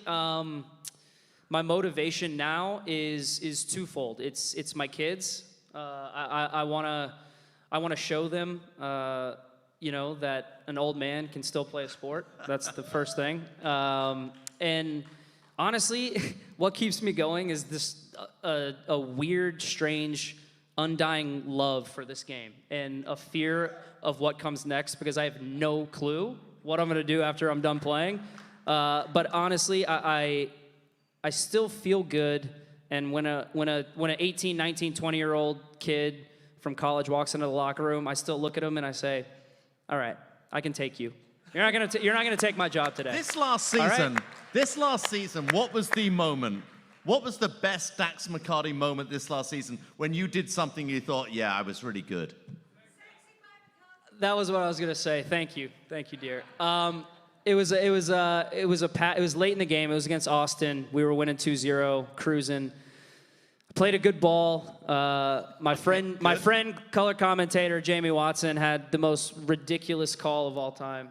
But I played a pass to Shaq Moore, who was just galloping beautifully down the line. It was a good ball. It was a ball that every midfielder dreams of playing on the half volley. I actually wish it would have been a shot that would have gone in the top corner, but alas, I digress. It was a pass. It was a pass. It was actually a shot, but it didn't go right. Yeah, I was shooting, but I shanked it right into the path, and we ended up scoring.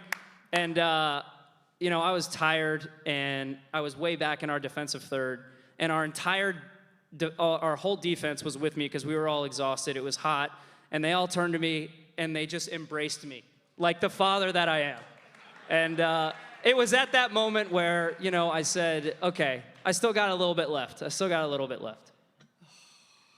Oh, Dax Can we made hear a it for pass. Dax McCarty? What a Dax made a gorgeous human pass. being. What did the commentator say? The commentator did some weird thing. By the way, Jamie's here, everybody. He did some weird thing where he made some strange guttural grunting sound. He goes, "Oh, that is sexy" by McCarty. I mean, Was it? I have to say it was pretty sexy. You would. You would. You would. You would. You would. I have. I want to finish by saying I did a podcast with Tyler Adams all this year. It's been the really honor of my World Cup year with that gentleman. And we've got to remember, Tyler began his year at Leipzig, out of the team. He was not a first choice, inconsistent, injuries. He'd lost his confidence. And GFOP's listened to it because his journey is really inspirational. From a bloke who'd lost his confidence to a Premier League starter to the force we've just seen at the world level. And he talked at the beginning about what he'd learned about being a leader. And he said he'd learned it as a young player at the New York Red Bulls, watching Bradley Wright Phillips, watching Sasha Klestan. And he said he'd learned it from you, Dax McCarty. And in my mind, there's no greater cosign on your career, which has been magnificent. I love watching you play football, but to hear from Tyler Adams is proof that when you leave football in 10 years' time, you, Dax McCarty, will have left American football so bloody much better than you found it.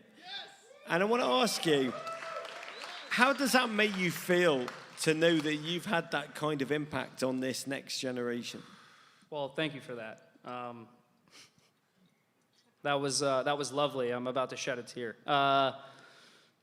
It's hard to. It's honestly from growing up. I just played because I love the game, and I always had the dream that I was going to be a professional soccer player. That was always what I wanted to do, and that was what my dream was, and I saw it so clearly. But I was told that I was too small. I was told that I was too slow. I was told that You're too ginger. I'm too ginger, exactly. Gianni Infantino. Yeah. He texted my dad that.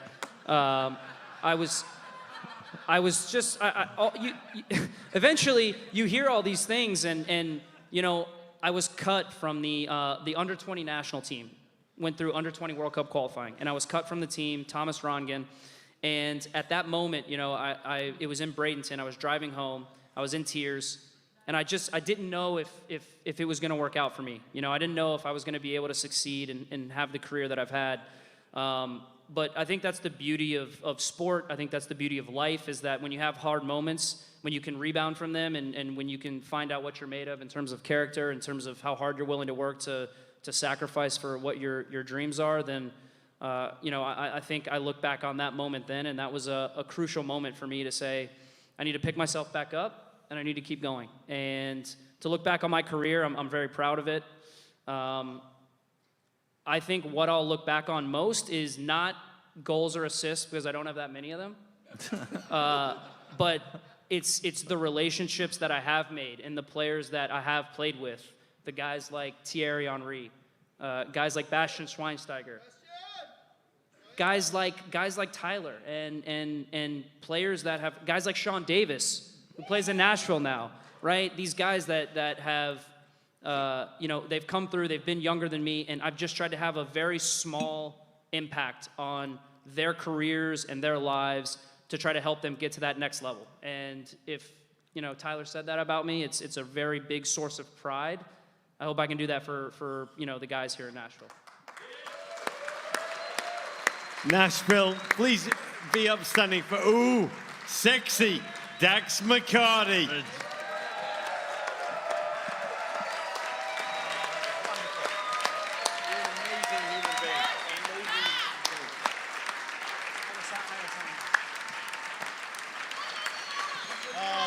I know how we can be successful in 2026. Let's naturalize Hani Mukhtar. How about that?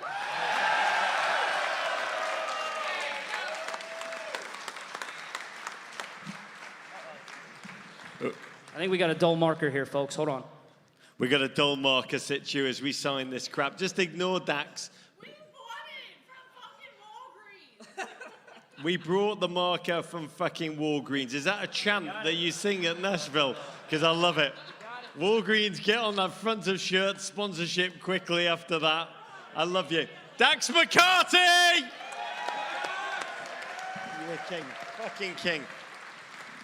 And thanks to your partner. Raj, I'll give this jersey to you backstage. I've got to tell you that. Put it on eBay and I'll buy it off you big time. Rog will be sleeping with that shirt in fetal position.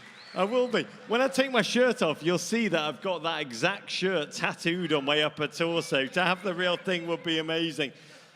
Can we just hear it again for Dax McCarty? Love it. David, let's do it. Okay, joining us on stage now is a true Nashville fixture and North Carolina Tar Heels linebacker turned chart-topping country music king, one of the only men in music who can make a song called Drinking Beer, Talking God, Amen sound like a profound life truth rather than miscalculated Saturday night plans with your friend who's just read Nietzsche. He also happens to be a massive football fan. His love of the city of Nashville, matched only by his love of Manchester City. We are so happy to have him here with us tonight. It's the best Rice since Declan, the one and only Chase Rice.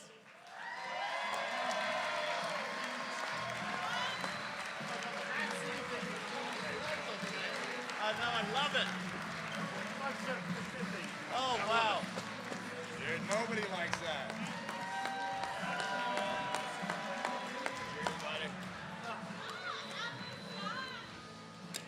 Chase, you beautiful human being. She's feeling good. Yep. It's taken the US loss pretty Yes. hard, I gotta tell you. But I want to say up top, the transition from athlete to musician, it's not as easy as it sounds. I've made it.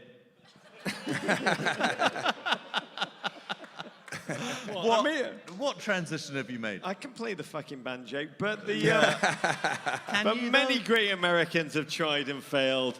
Alexi Lalas. Yeah. Oh, man. Toured Europe. That man toured Europe with Hootie and the Bluefish. I crap you not. Yeah. They were like, who's more awful than we are? Let's get Lalas to support us. The same person who was upset about Toto is now upset about Hootie and the Bluefish slander. Clint Dempsey invented hip-hop. No. When you say that you played football at UNC, you were a serious NFL prospect before an injury sidelined you midway through college. Yeah. You left football, you made that transition to music. Going from something that's so structured, so drilled, so regimented, to something that's a completely creative pursuit, how much of a mentality shift does that require? So I was a guy in college that I'd be there first in, last out. I was just a strict person on myself because that was the only way I was going to be better than guys that were more talented than I was. Now, it's a Sunday night and I've been hammered for 5 days and I'm drinking on a Sunday.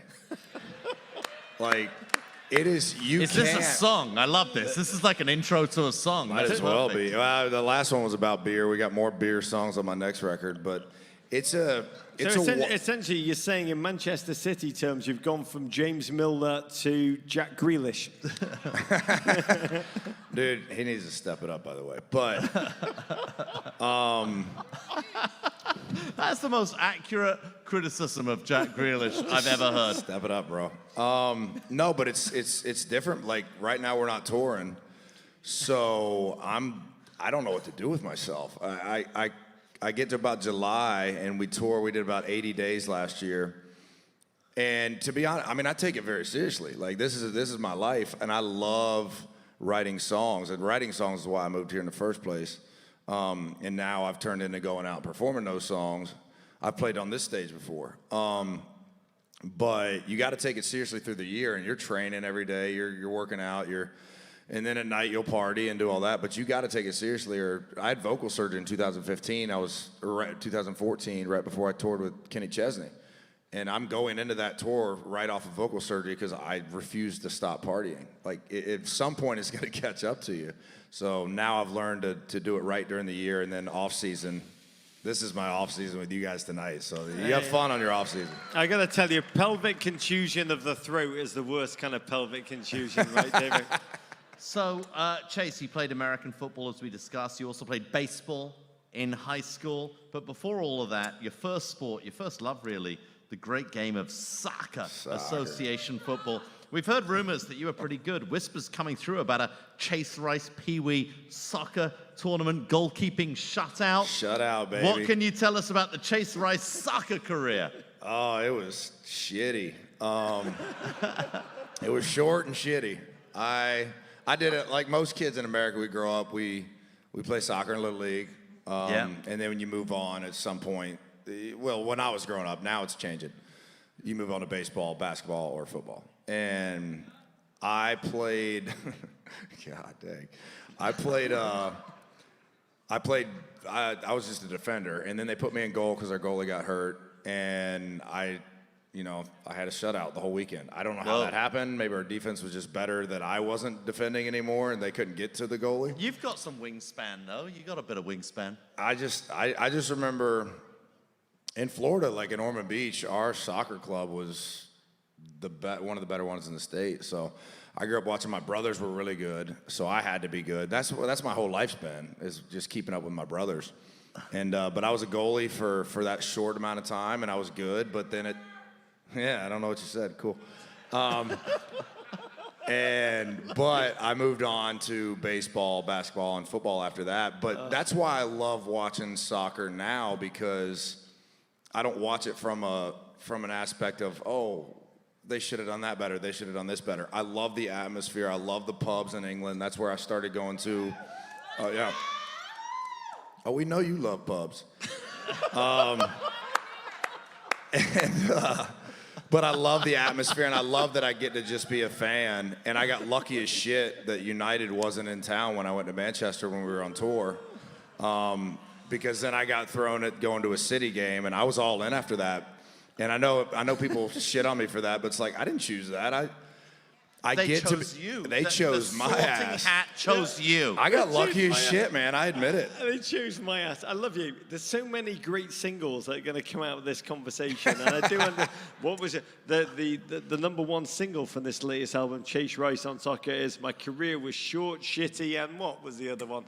I just love it all.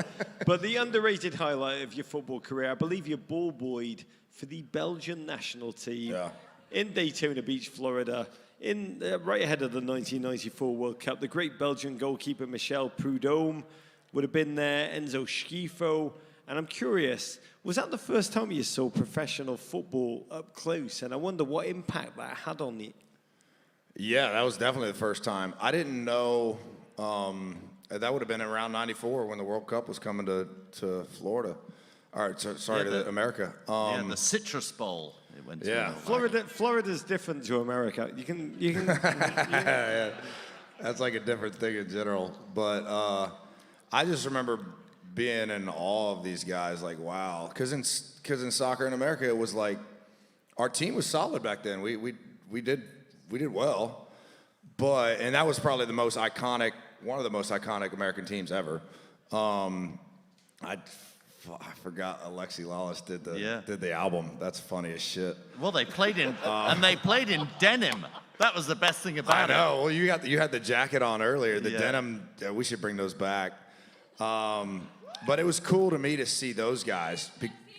It was cool to me to see those guys because in my mind it was like, oh, these are the best in the world, and Belgium was clearly not the best in the world this year, but it was just another level of. Damn, these guys are the real deal. So take us back to that Manchester night. You said earlier you're in Manchester. Oh, yeah. I've had some nights in Manchester, man. Yeah. 2017, you're playing a show. You decide you want to go and see a game. United are out of town, City are in town. What happened? How did the sorting hat choose you for Manchester City?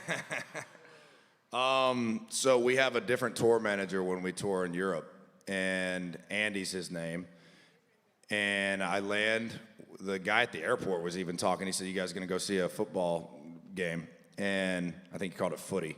And I said, "Yeah, we're going to go see United. United's out of town. We're going to a City game." He said, "Oh, they're playing some of the best footy in the world." And so that got me excited right up front. I was like, okay, so this team is good. I didn't know. I was the most ignorant soccer fan of all time. All I knew was... That's actually Alexi Lellis.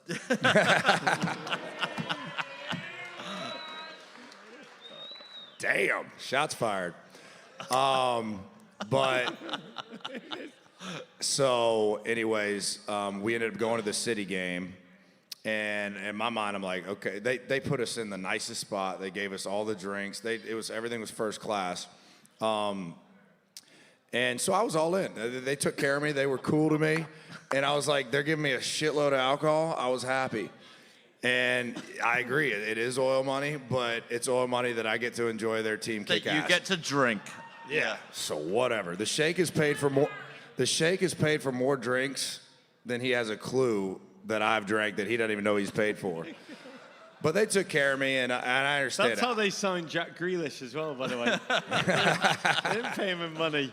Hey, Holland's at least kicking ass. Yeah. But I'm American now, Chase Rice. Holland's not kicking ass. I love you. He's doing real well in the World Cup, huh? Fuck. Okay. I love you. You turned away from soccer as you got a bit older. You focused on American football. You avoided United. Let's just say you dodged a bullet. Very little talking to God as a Manchester United fan these days. And I want to know, when you watch the game, what do you get out of soccer that you don't get out of other sports? What was it about watching the game that we love that sucked you in, Chase? It's to be honest, the weird enough, it's the heartbreak of it. Like, I know you get that in every sport, but yeah, people do give me shit for being a City fan, but like I said, that just happened to me. But I still have never seen City win a Champions League. And the heartbreak from that, there's an apartment right over here that I was in watching. We score a goal against Tottenham a few years back, and we're moving on. We're good to go. And then VAR takes that back. Heartbreak. Yeah. And then Champions League final against Chelsea. Heartbreak. I see a country music song coming about like VAR and Champions League. That will be a real achievement for the game in America when there is a country song about VAR and Don't Champions take my League. VAR, my achy breaky VAR. Roger's a songwriter. Let's go. It. I just got big dreams. That's why I came to this town. Holy shit, that's gonna be a smash. But and then Real Madrid last year, heartbreak. But it's just how quickly you can go from the happiest person on the planet to the absolute worst day of your life, or the vice versa. And yeah, you know what I'm talking about. Believe me. And that happens in other sports, but I don't know. There's something about soccer where, like I said, I think it's because I didn't play it growing up after I was a kid, so I get to watch it from a true fan perspective. You've been spoiled a little bit, though, also, Extremely. as a Man City fan. You've seen Sergio Aguero score a hat-trick. I believe that was the one against Newcastle in 2018. One of 12 Premier League hat-tricks in his career. To have that abundance of riches as a new fan, I don't know what other teams you support as an American sports fan. I hope it's not the Orlando Magic, who've been my burden for most of my adult life. The Orlando Magic was my... I grew up in Daytona, and that was the Shaquille O'Neal days, the Penny Hardaway, Nick Anderson. I go back to Sam Vincent, Sidney Green, Reggie Theus, Sam Vincent, all of those guys. Scott Skiles. Yeah. But do you feel you've been a little spoiled as a soccer fan? That Extremely. Man City chose you? Oh, 100%. But like I said, I got lucky as shit, and I'll take it. Like, I'm not gonna bitch about that. I've been extremely spoiled, but it's also been, I mean, like I said, the heartbreak is still there. I mean, you can sit here and win all these championships and trophies, but they don't have one of those, and I've gotten to witness, and I actually appreciate that. I appreciate that I haven't been able to see that because a lot of City fans have been through a whole lot worse than I've been through.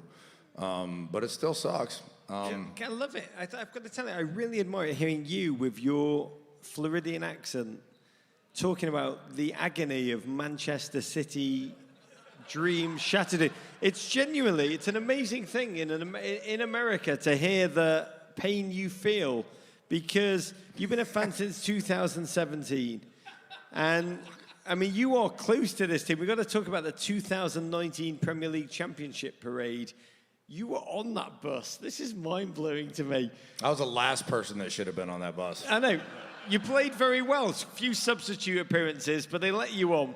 You rode through the street. I crap you not. This man rode through the streets of Manchester with Vincent Kompany, with Kevin De Bruyne, and just a country music singer from Asheville, North Carolina.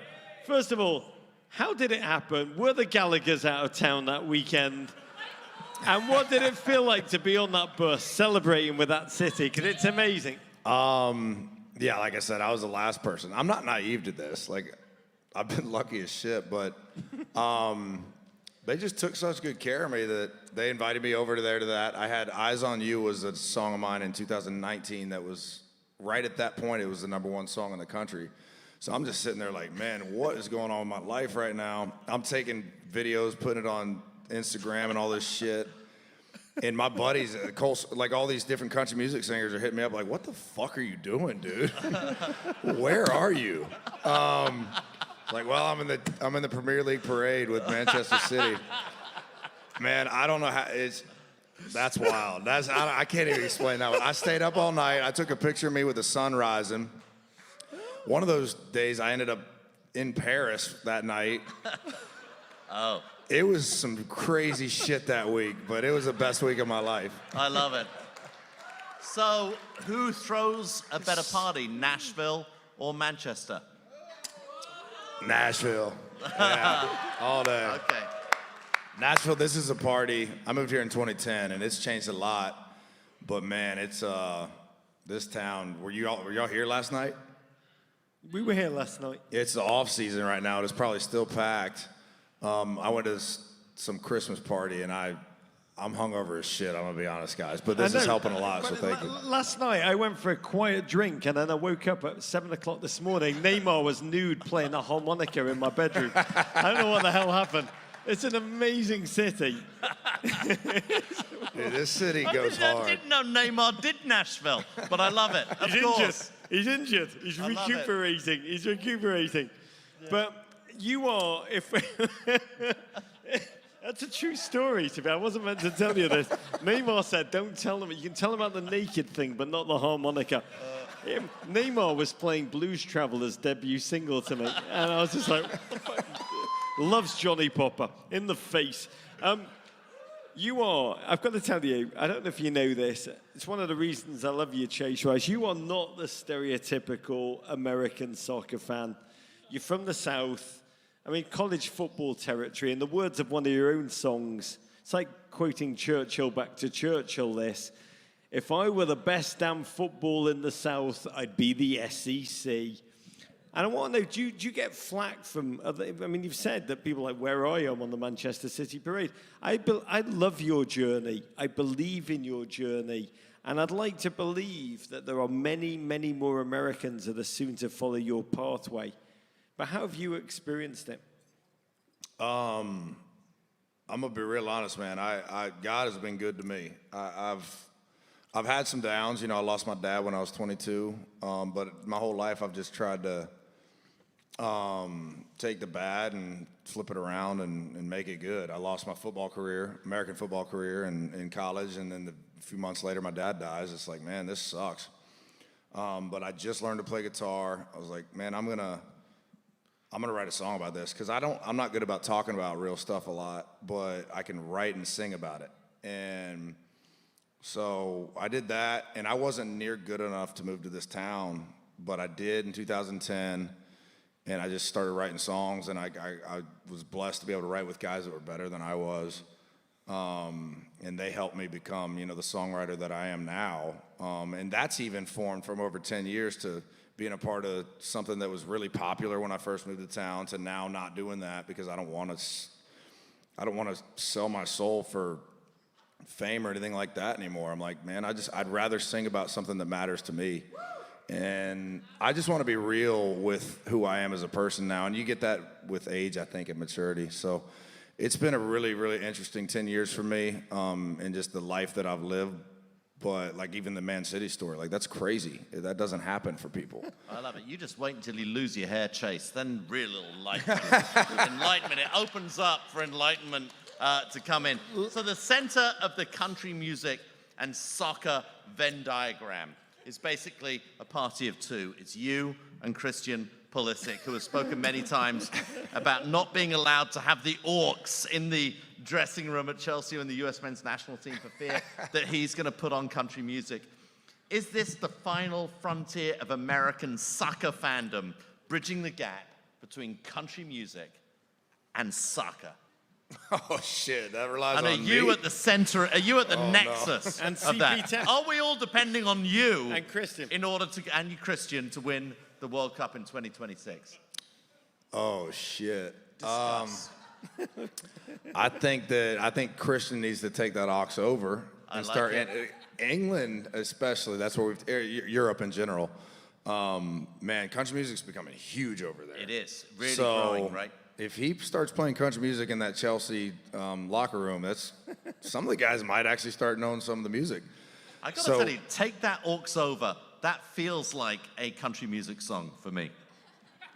You guys don't need to write songs. I like that. I've got one. I'll tell you, but I've got a great idea for a country music song. I'll tell you backstage. I've got a good idea for a song. You writing a Chase Rice World Cup song 2026, which is called Drinking Beer, Crying at the TV in the Round of 16, Amen. No, we're going past it. We got to go past it, man. I like it.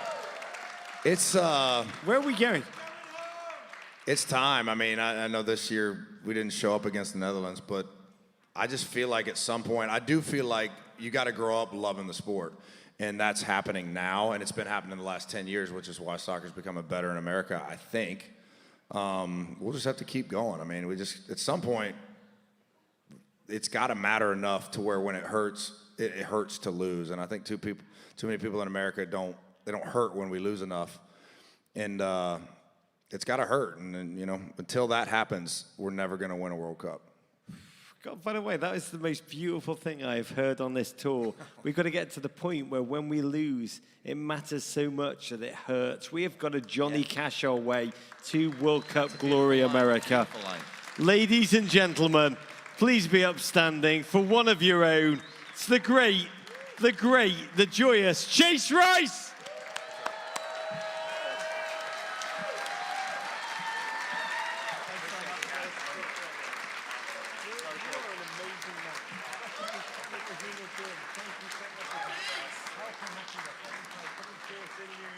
Thanks so much. Chase Rice, everybody! Chase Rice, holy crap. Okay, Rog, as we wind this magical night of Nightstone, can we get a twist? I thought you'd never ask. Where is my Jägermeister? Oh, here it is. John Here it Johnson. is. It's coming Thank in you. cold. Oh, no. Oh my God, this is amazing. It's freezing cold. And I want to raise this shot of Jägermeister, this bolt of human emotion in a shot glass, to the fact that it is 228 days until the real World Cup. Well, we're already looking forward to the next one. This one isn't over. Well, when we can't win it, it's over. And the Women's World Cup kicks off in Australia and New Zealand. By the way, I don't know if you're counting, I am. It's 1,283 days until World Cup 2026 kicks off. Wow. And I want to say, there is so much potential in our nation. We talk about wanting to change the way the world thinks about American soccer. They know we have delirious fans.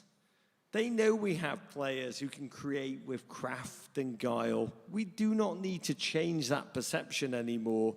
We do not need to stop feeling inferiority. The need to prove ourselves to ourselves, that's what we got to stop. And the hardest thing to do in life is to learn to love yourself. Yep. And American football fans, we were born of derision, let's be honest, and dismissiveness from the wider culture of soccer haters in this nation. That's fallen away now. That doesn't exist. Let's just be ourselves. Follow your lead, Nashville. This team, this town, that stadium in which we've spent the last 2 days twitching. It's a magnificent kingdom that you've built. Literally twitching. Literally twitching. We've been in Austin. We reveled in that city before this. We were in Philadelphia, Dupe. My God, the passion in that city. This is who we are. This is the best of us. And we need to learn to love ourselves as a football community. Cast aside the ridiculous debate about soccer or football. It's both. And the only way the world laughs at us is because they know that it pisses us off and makes us feel inferior and insecure. No more. No more. Let's cast that aside. Let's rise up. There's a rich and wonderful history that lies behind us. And when you project it forward, that's what I'm trying to do. When I stand in Nashville, looked out with Davo on that field, and I thought, my God, this city, this project, think forward 10 years, what you've built, what it's going to be. It's honestly, it's inevitable we're all going to live in the promised land. So I raise this, and I'm spilling a lot on my sneakers, to learning our lessons, to loving ourselves, to fulfilling our potential, and making our wildest dreams come true. Courage. Okay. That is beautiful. Okay, we're going to continue this party tonight right here at the Wild Horse Saloon, Rog. We don't have to get in an Uber and drive for 25 minutes. We are just heading right over there for a drink, and we hope that you will join us. I've got to say, Rog, this town is proper bonkers and football, and the only way we could end this evening is by paying tribute to its football culture and by inviting members of the Backline Nashville supporters group to come up on stage. And come on, you boys in goal! Holy shit. Let's go! Let's go! Love it. That's a real fox. It's a real one. Okay. Let's go. Nashville! Nashville! Nashville! Nashville! Come on, you boys, and go! Come on, you boys, and go! Come on, you boys, and go! Come on, you boys, and go! Nashville's blue and gold! Nashville's blue and gold! Nashville's blue and gold! Nashville's blue and gold!